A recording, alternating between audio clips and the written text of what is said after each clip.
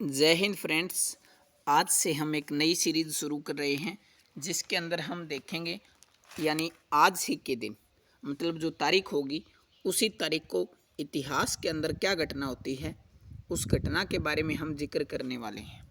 तो फ्रेंड्स करते हैं आज 3 महत्वपूर्ण घटनाओं के बारे में जिक्र। सबसे पहले आज जिस महान शख्सियत का जन्मदिन है वो महान शख्सियत कौन है?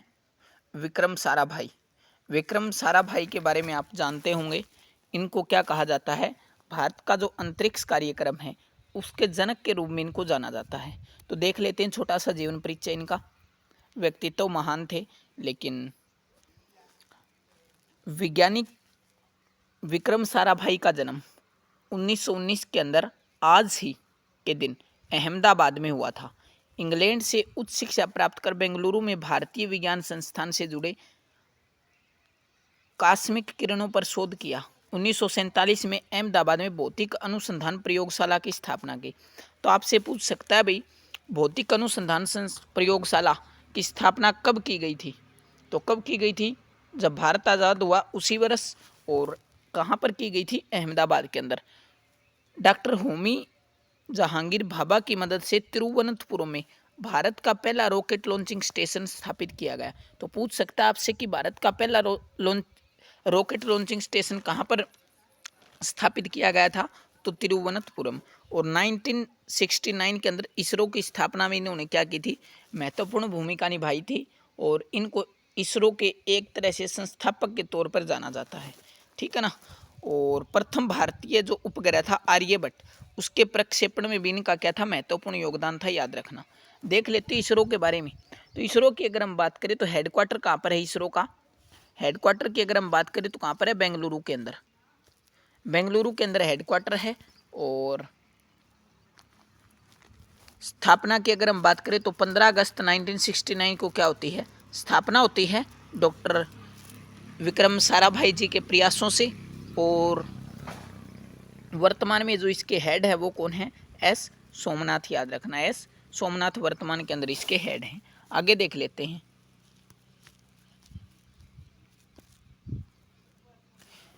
आज ही के दिन यानी आज ही के दिन इतिहास के अंदर एक और महत्वपूर्ण घटना होती है। वो घटना कौन सी थी? वो घटना थी 1764 का जो युद्ध हुआ था। कौन सा युद्ध? कौन सा युद्ध था वो? तो बक्सर की लड़ाई 1764, याद रखना।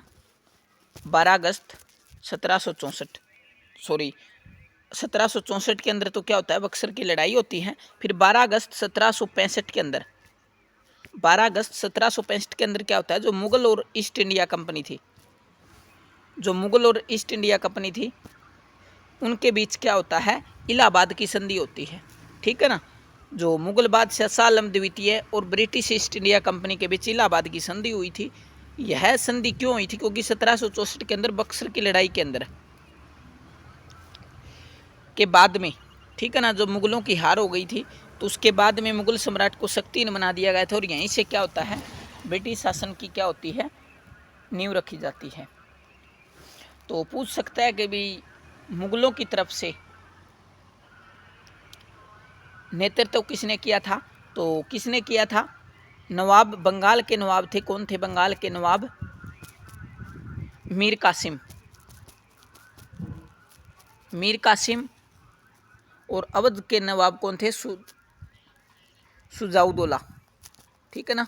अवध के नवाब सुजाउदौला, इन्होंने मिलकर ईस्ट इंडिया कंपनी के खिलाफ क्या की थी? लड़ाई लड़ी थी, ठीक है ना। तो याद रखना। फिर आगे देखते हैं।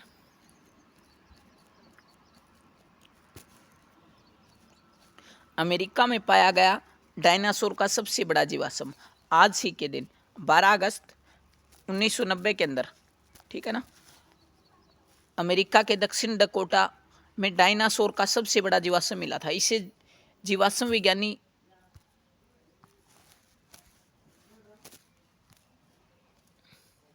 सू हेनरिक्सन ने खोजा था।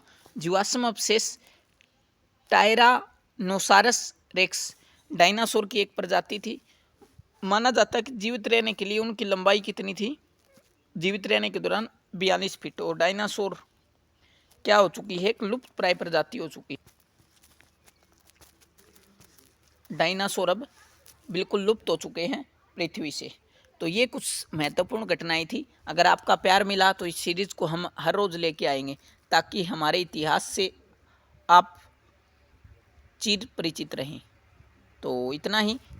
जय हिंद, भारत माता की जय।